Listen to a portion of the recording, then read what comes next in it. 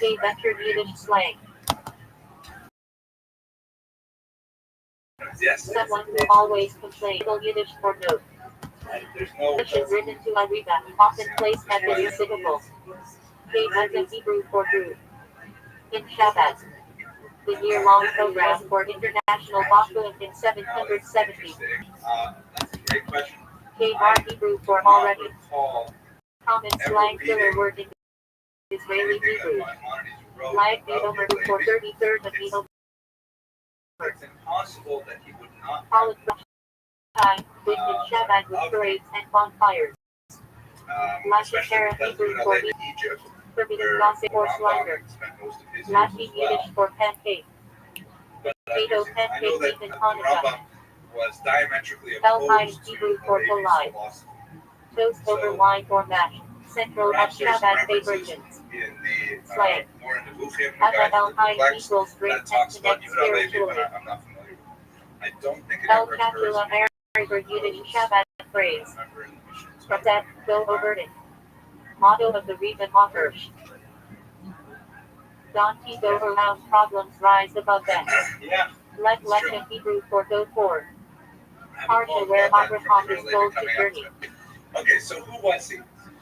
His family Slang for background Kaimeno was, Luman. again, one of these Lining Yiddish for classic reading. Spanish Jewish Public families, Torah reading in very full. wealthy and very Slang. learned. The traditional That's lining biography takes today. place in Toledo, Likeness but Yiddish research pottery. emerged from the Can Geniza be negative in cynicism recent or years have positive indicated that mocking it's more idols. likely to Slang. but at He any has rate, elite. around the year 1075, Lack of Yiddish for honey cake. this gave him Shabbat a very custom. well-rounded education, Believe it distributed similar it to for the Yom kinds of Kippur. educations that people in Simple this but class sweet would receive year. in Spain, which was at once Limit Hadara Hebrew for essentially study a of good Torah. day school education Central with Mitzvah. a very solid Slang. Judaic component In where they learning learn equals spending classical life in Hebrew, yeshiva study. learn the traditional texts, Hebrew the for Mishnah, its the own sake. Talmud, and of course Tanakh. Learning Torah with pure And at the intent. same time, it was also Longest receiving a Yiddish very yeshivish well-rounded for analytical secular Torah training, study. we put it that way. In that space Slang. and time would have included He has got mathematics, longest equals astronomy, sharp mind in learning. geography, Long Beach Broad 11th Yiddish century for analytical science, insight. and especially the Slang in Arabic language. yeshiva talk. So in many ways, the kind of educational pattern that he Hebrew got for was learn. probably like the kind of the For ideal someone day who school that studies. we all want to send our kids Slang. and our grandchildren to. Good low Today, equals maybe they're all diligent learner. people have Alisa, Alevi. Long Shakiri's Russian slang. It's not okay. What now meaning stretches very late sometimes into afternoon. So, Long Seder slang he for a lived, late night as we learning should see, in session, both usually Christian way at and that time. Spain for a while. He had Blue Lock experience Hebrew living in for Tom both Brand. regions. The One entire of the four species used peninsula on really, seafood. the Blue borders Lock and between Christian and Esser Muslim were quite fluid, Central and Mitzvah also of the Sukkot. borders between various In types of Shabbat, Muslims were bigger quite fluid as unification is well. emphasized. Maimonides would experience later when Love the Hebrew Almohads for took over Almondri the or region mystical and bone expelled that the remains Jews after as well. death basis for resurrection. He came Felt of that age Hebrew for on a garment. visit to Granada when he In participated in spiritual an Arabic garments language equals thought, poetry speech, slang. action. That was not the term they used Also, at the time, Redash is a but classic it was galactic code. a competition.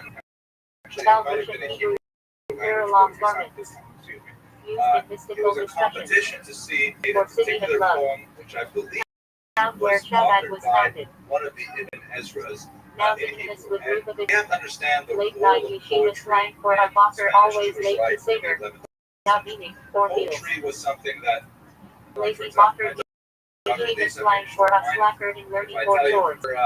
her earphones were Learning up that Sugya slang for deeply analyzing the section of Talmud. and this would be what, the With fourth Yiddish set of for on the earbuds level. you've broken this year. Slang for authentic, straight. 6 pair of earbuds. Now, how do you break Lack earbuds? of every How Yiddish do you do it? mysticism. The way you do it One is of by the wearing 36 them hidden constantly. righteous people Awake, sustaining the world. asleep, in class, out of class, and just Lubavitcher constantly Yiddish wearing for these follower earbuds. of They wear out. Lubavitch that. Whatever it El is, Malach Hebrew music for above. to 17-year-olds Incapacitous. is, should be 17. Spiritual realm. El Malach Hebrew for below. So, whatever Research music to is to this world, 17-year-olds, the that was physical plane. poetry in our society.